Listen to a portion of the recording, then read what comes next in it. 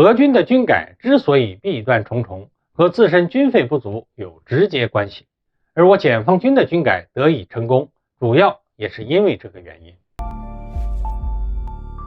各位网友大家好，欢迎来到本期中科 Talk。 随着赫尔松之战的落幕，俄乌两军的军事重心继续东移，俄军面对乌军的猛烈进攻态势，不断丧城失地，之前搞的4州公投也沦为了一个笑话。截至目前，俄乌冲突的局势发展是越来越清晰了，战役的进程也变得更加透明化。不过，随着俄乌两军不断进行的拉锯战，让战斗过程进行的异常惨烈，但是俄军逐渐处于下风已经是大趋势，若不及时做出改变，恐面临狼狈撤军的窘境，令人唏嘘啊。俄军的军改其实说到底还是军事建设和经济建设之间互相妥协的结果。2008年全球金融危机过后，俄罗斯的经济便一蹶不振，期间虽偶有复苏迹象，却也是蜻蜓点水，没有泛起什么浪花。到现在，它的 GDP 仅相当于中国的广东省。在这样的大背景下，俄罗斯进行几次军改的核心目的就是一个，便是如何用有限的经费维持一支能够应对中大规模战争的军队。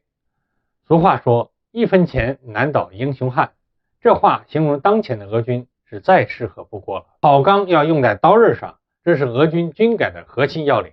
为了维持对西方的威慑力，俄罗斯如果单纯的在常规武器上和西方比拼，以其现有的财力压根儿无法实现。于是俄罗斯剑走偏锋，将大部分的军费用在了战略力量的建设上，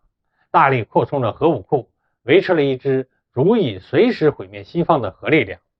如此一来，俄军的常规军力的建设上就显得云淡风轻了。受制于军费影响，俄军大量削减常备军，军队人数从最开始的340多万急剧萎缩到如今的100多万左右。为了进一步压低军费开支，绍伊古主导的第3次军改效法西方做法，进行了师改旅、旅改营的改革，进一步缩减了军队结构和非战斗人员的比例。于是我们看到了开战初期，尽管俄军大量营级战斗群开局表现亮眼，战斗力很强，但很快就后劲不足，弊端重重。究其原因，还是因为作战单位规模太小，分布太广，战斗减员对整体战斗力的影响很大，而且由于过度裁减军队机构，导致很多后勤部门也被裁减，进一步加剧了后勤和补给困难。而且俄军中职业军人占比不高，很多都是1年制的义务兵，指望他们在如此短的时间内掌握很多军事技能，莫过于赶鸭子上架。那为何同样是军改，我解放军却很成功呢？最关键的一个因素还是钱。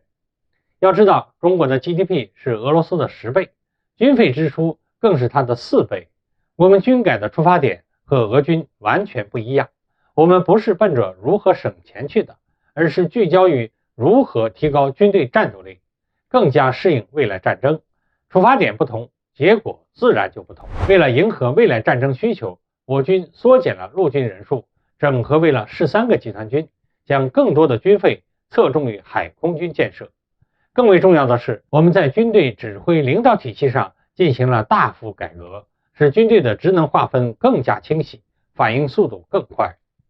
此外，我们没有俄军那么极端，将希望全部寄托在核武器上，而是核常兼备，两手都抓，两手都硬。在常规军事建设上，我们如今已经成为了世界第2，军队人数200万，则是世界第1。